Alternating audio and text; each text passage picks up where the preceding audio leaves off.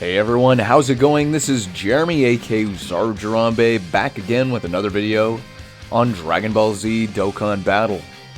More amazing just keeps rolling out with the 7th anniversary on the JP side of the game, because news was recently released that we will be getting Extreme Z Awakenings for both of the 4-year anniversary LRs, being the AGL Super Saiyan 4 Goku and the STR Super Saiyan 4 Vegeta. So in this video we'll be talking about release dates and details for when we will be seeing their event in-game, and we'll also be talking about the buffs these units will be getting with their awakenings, and I'm telling you right now, these units are going to be amazing. So we're getting all that information here in a minute, but first, make sure you check out that link in the description below to join the awesome Discord community, where we have tons of people playing Dokkan Battle and Dragon Ball Legends. Always a fun place to hang out and chat and get any in-game help you may need, so I look forward to seeing you over there. If you're new to the channel or you haven't done so already, make sure you hit that subscribe button and that notification bell so you can stay up to date on future content like this.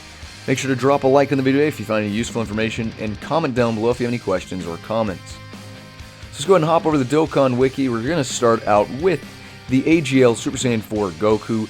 I'm not going to talk about the prior to Extreme Z Awakened stats, but if you want to pause the video right here, just kind of as a comparison, you can see just what the Goku had before, but with the Extreme Z Awakening, he gets some amazing buffs. First one being the leader skill. Goku's family category Ki plus 3, HP attack and defense plus 180%. So again, highest leader skill in the game with the other Extreme Z Awakenings that we got recently. So that's really great there. And then he also has Super AGL type Ki plus 3, HP attack and defense plus 130%. But one of the main things for these two LR Super Saiyan 4s are the super attacks. So if you look at this Goku, his super attack is going to massively raise defense, and that is basically infinitely stacking defense. So he is going to be super tanky later on for some of the longer events, to where you can go in and you can do a bunch of super attacks, and he'll be just tanking like crazy. He also raises attack for 1 turn, and then his ultra super attack massively raises attack and defense for 1 turn, while causing mega colossal damage to enemy and greatly lowering defense. Now, you can see here his passive gets a massive buff from what he had before. Passive gets attack and defense plus 140%, plus an additional attack plus 20% at the start of each turn, up to 60%. So basically, he can get up to a 200% attack buff and defense plus 140% after about 3 turns.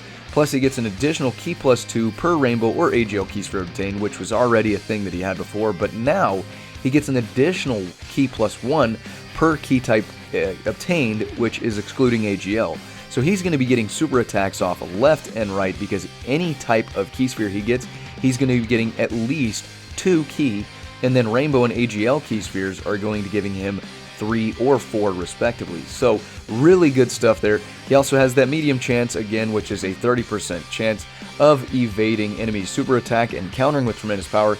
But another big thing is he will nullify enemies' actions for 1 turn when facing 2 or more enemies, when he uses an active skill, or whenever he performs a super attack, which is max Ki 24. So that is amazing, nullifying enemies' actions. So I don't know exactly if that means it's just going to be attacks, or he might also nullify any evasion. That we'll have to see when he comes out. So things like the legendary Goku event and stuff like that, basically we have cards that says they nullify attacks, the enemy's attacks, but this says nullifies enemies' actions. So any sort of attacks, dodges, that's what I'm anticipating, but we'll see. Then of course the active skill is going to massively raise attack temporarily, cause ultimate damage to enemy, and that can be activated started from the 4th turn from the start of battle. Now for both the Goku and the Vegeta, something to mention real quick. As of the recording this video, it is very late on the 28th of February, but the 1st of March is when it will be available on the JP side of the game, which I'm going to say is here within the next 12 hours at reset. They will drop the Extreme Z Awakening along with a bunch of other great events in-game, so just keep an eye here within the next day or so.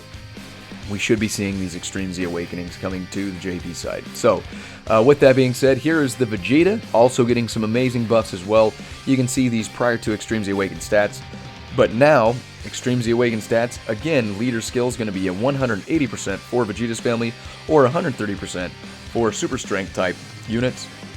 And his super attack is going to infinitely stack attack and then raise defense for 1 turn. Ultra super attack is going to massively raise attack and defense for 1 turn while causing mega colossal damage to enemy and greatly lowering defense.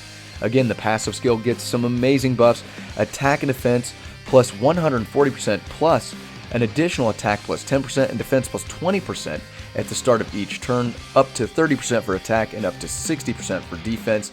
So again, that's going to be attack plus 170% and defense plus 200% after 3 turns in. And then he gets an additional Ki plus 2 per the Rainbow or Strength Ki Sphere. But again, the same thing as Goku, he'll get an additional Ki plus 1 per type Ki Sphere, excluding the Strength type orbs. So again, getting these super attacks off is going to be super easy for him. Again, he has that medium chance of evading enemies' super attack and countering tremendous power.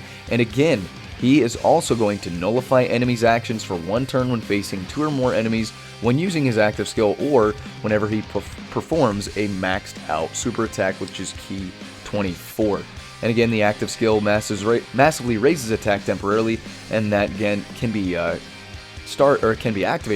from the 4 turns from the start of battle. So the Vegeta and the Goku, similar kits, but both really great in their own way. So the Vegeta will be massively raising attack. He's going to be doing some big damage towards the ends of some of these events, while the Goku is going to be a little more tanky, but that's from just their super attack stacking. But their passives, of course, make up for that with those attack and defense buffs at the 3 turn mark and forward. So really good buffs for these units. Going to be amazing to see how they perform in game with these new Extreme Z Awakenings. But one thing I'm interested to see is just how they're going to do the Extreme Z Awakenings. I have a really hard time believing they'll do an Extreme Z area, because I feel like that would be, almost kind of a spit in these units' face, because they are, Dokkan Festival exclusive LRs from the 4th anniversary. So I think it's very likely we'll do an Extreme Z battle, or we'll see an Extreme Z battle again.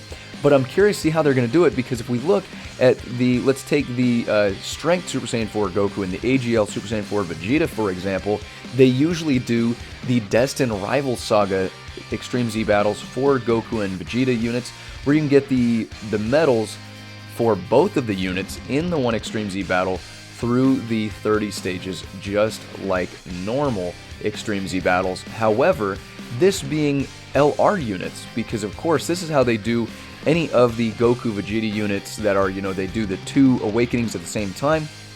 They'll do the Destined Rival Saga, and they'll have all of that stuff. But with them being LR units, usually we see a completely different kind of Extreme Z battle, where it doesn't really follow the traditional pattern, because we only go up to 10 stages, and basically your LR units, of course, units with legendary power link skill, are going to be the units you want to bring in with a specific kind of category. So it'll be interesting to see just how they do the Extreme Z battle, because if they do a Destined Rivals Saga where it has the 2 units, but they make it Extreme Z, the legendary Extreme Z battle, it's going to be the first of its kind, and it's probably going to be very difficult, because you'll be facing both Goku and Vegeta by stage 10, just like we see here in the Destined Rival Saga.